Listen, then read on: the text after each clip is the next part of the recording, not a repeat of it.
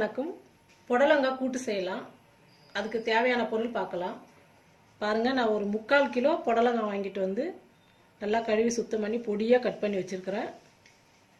கடலைப்பருப்பு வந்து ஒரு 150 கிராம் எடுத்து நான் வேக வச்சு எடுத்துக்கிட்டேன். ரொம்ப லேட் ஆகும் அப்படியே போடும்போது, காய் சீக்கிரம் வந்துடும், கடலைப்பருப்பு வந்து வேகாது.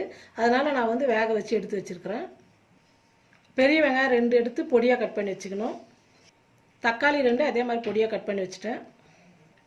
1/2 ஸ்பூன் கடுகு, 1/2 ஸ்பூன் சீரகம், மஞ்சள் தூள் 1/4 ஸ்பூன், மிளகாத்தூள் 2 ஸ்பூன், இஞ்சி பூண்டு பேஸ்ட் 1 ஸ்பூன், கருவேப்பிலை கொஞ்சம், ஒரு 1/4 மூடி தேங்காய் எடுத்து மிக்சியில் போட்டு நல்லா நைஸாக அரைச்சி பால் மட்டும் வடிகட்டி எடுத்து வச்சுருக்கிறேன். இப்போ நம்ம புடலங்காய் கூட்டு செய்யலாம். ஸ்டவ் பற்ற வச்சுக்கலாம். கடாய் சூடு ஏறிடுச்சு. இப்போ ஒரு 4 ஸ்பூன் எண்ணெய் ஊற்றிக்கலாம்.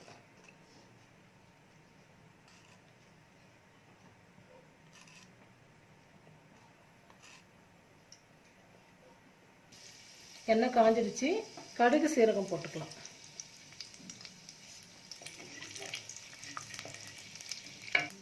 வெங்காயம் போட்டுக்கலாம்.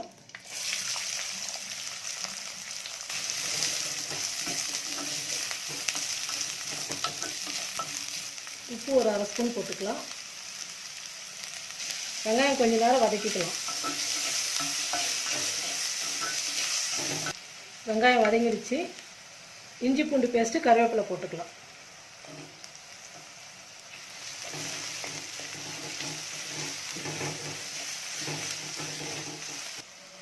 இஞ்சி பூண்டு பேஸ்டெல்லாம் நல்லா வதங்கிடுச்சு. தக்காளி போட்டுக்கலாம்.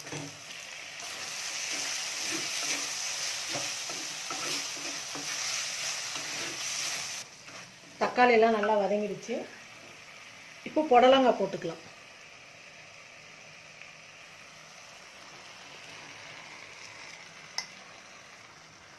இந்த கூட்டு வந்து நான் சப்பாத்திக்காக செய்கிறேன். ஒரு 6-7 பேர் சாப்பிட்லாம். அந்த அளவுக்கு செய்யறதுக்காக தான் நான் இவ்வளோ காய் போட்டிருக்கிறேன். சப்பாத்திக்கெல்லாம் இந்த புடலங்காய் கூட்டு ரொம்ப சூப்பராக இருக்கும். இப்போ இந்த கூட்டுக்கு தேவையான அளவுக்கு உப்பு போட்டுக்கலாம். ஏற்கனவே கொஞ்சம் போட்டுருக்குறோம், அதனால் பார்த்து போட்டுக்கலாம்.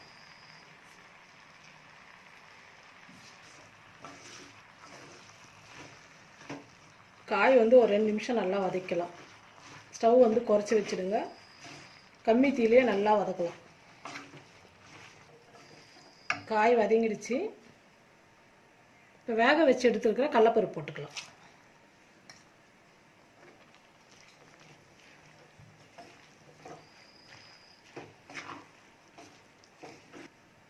மஞ்சள் தூள், மிளகாத்தூள், இது வந்து குழம்பு மிளகாத்தூள், எல்லா மசாலாம் போட்டு அரைச்சிருப்போம். அதனால் நான் வேறு தூள் எதுவுமே சேர்க்கலை. இதை மட்டும் போட்டுக்கலாம்.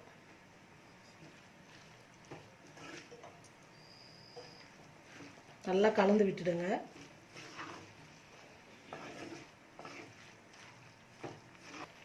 இந்த கூட்டுக்கு தேவையான அளவுக்கு நம்ம பருப்பு வேக வச்சு தண்ணியை எடுத்து வச்சுருக்கிறேன். அதையே ஊற்றிக்கலாம் கொஞ்சமாக. நம்ம வந்து தேங்காய் பால் வேறு ஊற்ற போகிறோம், அதனால் கொஞ்சமாக தண்ணி ஊற்றிட்டா போதும். நல்லா கலந்து விட்டுடுங்க. இப்போ நம்ம ஒரு மூடி போட்டு மூடிடலாம். ஒரு 5 நிமிஷம் வேகட்டும் காய் நல்லா. வேறுங்க மூடி எடுத்துக்கலாம். காயெல்லாம் நல்லா வெந்து வந்துடுச்சு. கூட்டு வந்து நல்லா சூப்பராக வந்திருக்கு. இப்போ நம்ம எடுத்து வச்சிருக்கிற தேங்காய் பால் ஊற்றிக்கலாம்.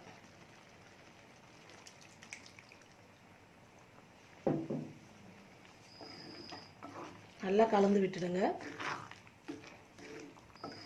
தேங்காய் பால் ஊற்றுனதுக்கப்புறம் ரொம்ப நேரம் கொதிக்க வேணாம், கொஞ்ச நேரம் கொதிச்சா போதும்.